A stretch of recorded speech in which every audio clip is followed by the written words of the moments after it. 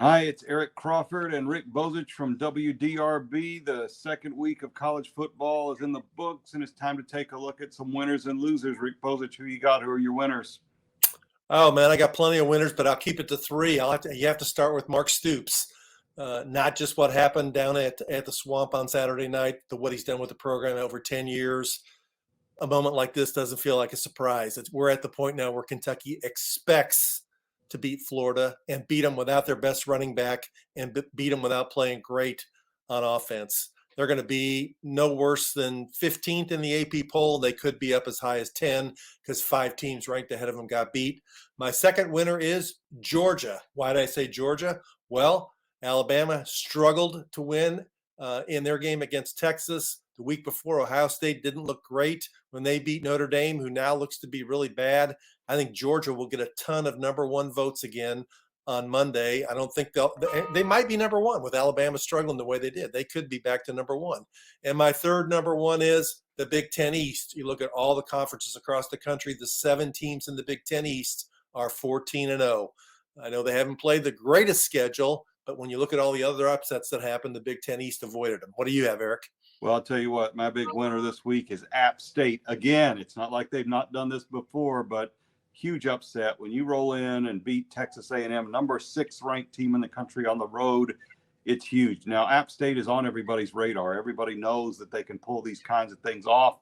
Didn't matter. They went in and beat Texas A&M straight up, and that's a concern, I'm sure, for Texas A&M, but it's a great thing for App State, and it's a great thing for mid-majors, and they weren't the only ones. My other winner, Kentucky. You have to have Kentucky a winner. This is probably the game of the weekend in college football, and Kentucky won it and won it convincingly. I think they ratified themselves as a top 10, 12 team. They ratified the pick of them as number 2 in that SEC East, put themselves into position to maybe do something special this season. And my third winner is Scott Satterfield. He entered this game at number 10 on the coach's hot seat. I don't know if he made his seat any cooler with this win, maybe a little bit, but winning at Central Florida certainly turned down the temperature, and he could turn it down even more when Florida State visits Louisville this week. Yes, sir. No doubt about that. It was a big win for the Cards, especially the way they got it done on the road with a short turnaround against a team that had already played at home and had 2 extra days to prepare. Who are your losers, EC? Well, I'll tell you what, it's always, remember that Leonard's losers thing. You almost never hear the word Alabama and loser in the same sentence. And Alabama did not lose this week, and credit to them for winning in a very tough environment when they didn't bring their A game, and yet they didn't bring their A game. And that's a problem. They got exposed in a few areas by a really good Texas team that was very well prepared by Steve Sarkisian, and Alabama got a little reprimand for their own coach after the game for doing the horns down. Good for Nick Saban for that. Notre Dame has to be one of the losers. Marcus Freeman is 0-3 to start his coaching career at Notre Dame. You know who else has done that at Notre Dame? Nobody. Not a single coach. Nobody. That's a problem in South Bend. You lose to Marshall at home. It's unthinkable. So we're going to see what kind of fallout comes from that. What do you got loser-wise, Rick? Well, I got to start with Jimbo Fisher. You're Texas A&M. You've signed one of the best recruiting classes in the country. You've been there now a number of years.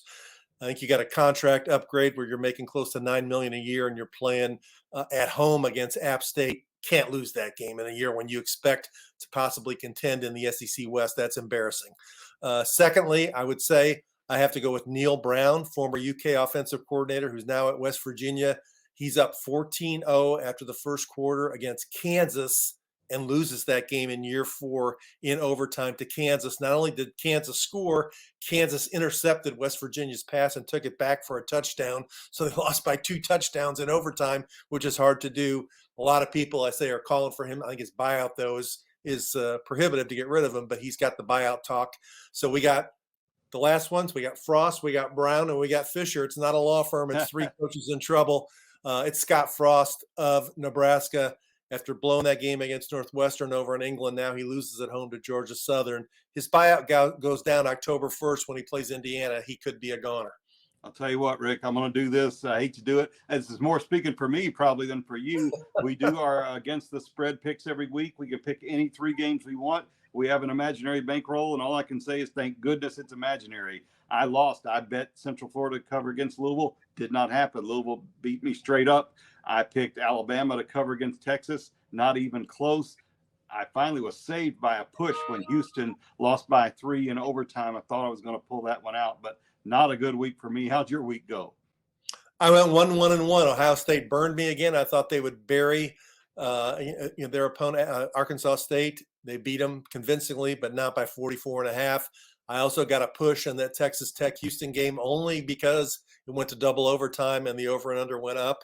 And I was able to call Maryland and taking a bunch of points against Charlotte. So got to do better next week, because once that $1,000 is gone, you're out of there, Eric. That's right. We'll both try and do better next week. Come back again. We'll have more winners and losers. Thanks for watching.